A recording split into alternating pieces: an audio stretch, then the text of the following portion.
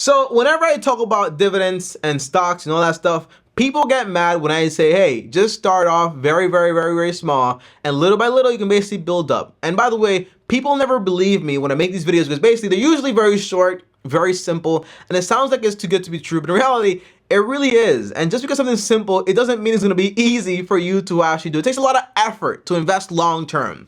And most people think, for example, you know what my goal is? I want to make $4,000 a month in dividends until they figured out you need, like, for example, like 15 times that money in your investment account to actually be able to make that much money. And then everything is like, oh, that's a lot of money. Maybe I just want less stuff. That way I'm actually able to cover things a lot faster. So in this video, I'm going to tell you exactly how much money I basically make in dividends for myself, how much it actually helps me cover in my bills, how I actually got there, what I invest into, why exactly, and also I'll talk to you guys about one specific stock that a lot of people invest into and why I don't really invest into it either. You want to watch it because in reality, if you do invest into it, you might regret it in the future. Now, as always, guys, like this video and top out, also subscribe and hit the bell so you get notified. Now, the very first thing, guys, is this.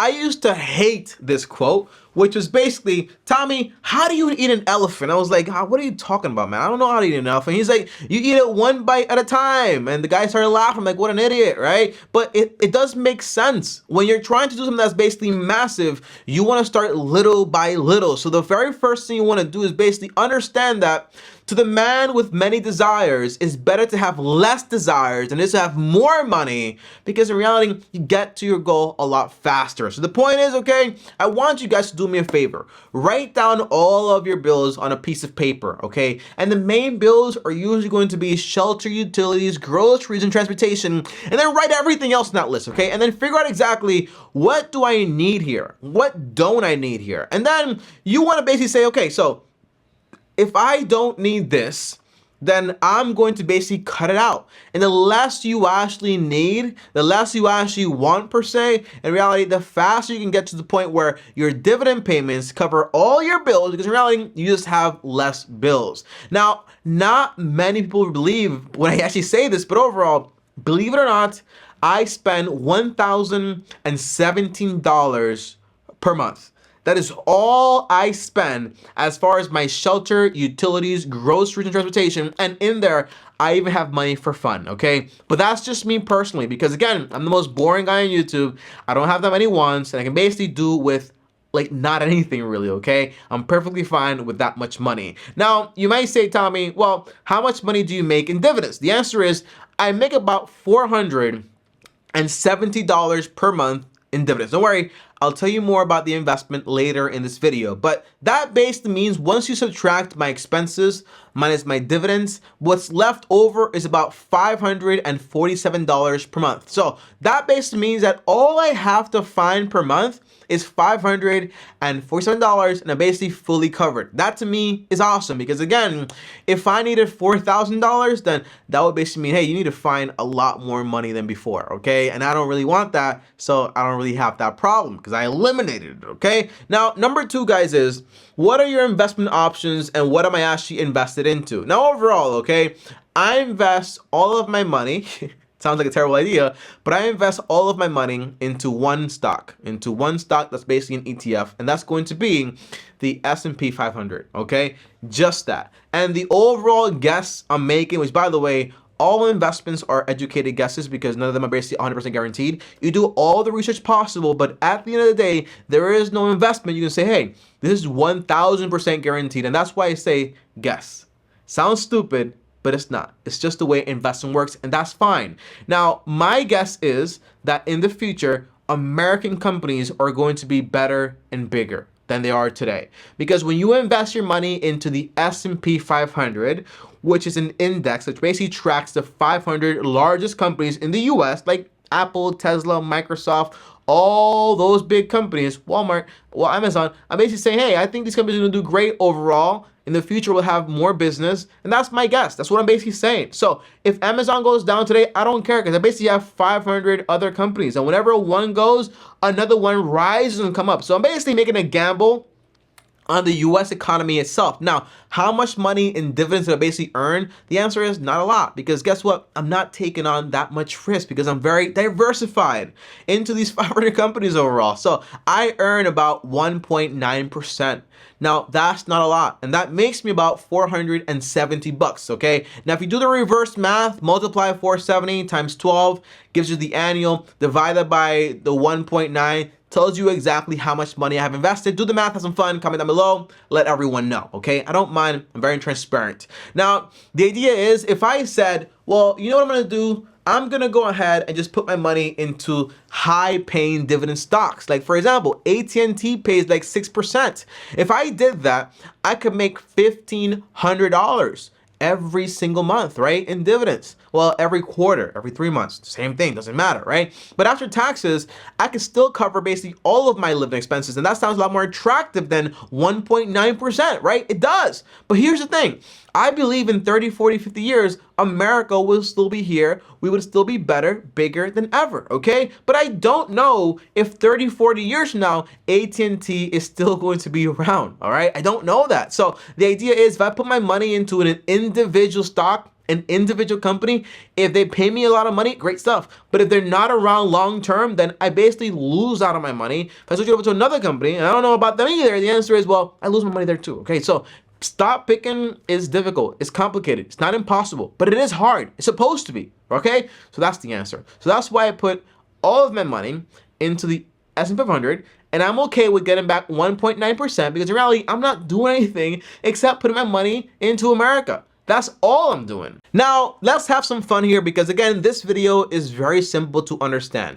So Tommy, how would I go about calculating exactly how much money I need in my investment account to cover this bill and that bill? Well, some fun math I used to do all the time was basically, I would write down all of my bills. And my bills, again, they're like haircuts. They're like paying my insurance, paying for someone to come clean my house and so on. Again, I don't spend that much money. Pay my grocery bill, my car, whatever it is, okay? My car is paid off, so just the gas and the car washes and so on. But the answer is, I would start with the smallest bill on the list. So for me at the time, it used to be my haircut. So if I would spend, for example, let's say 20 bucks on haircuts every single time I went, multiply by 2, because I only got 2 haircuts a month. By the way, for some people that might be a lot. For some, not enough. For me, more than enough. Like, I go every 2 weeks. The answer is times 2.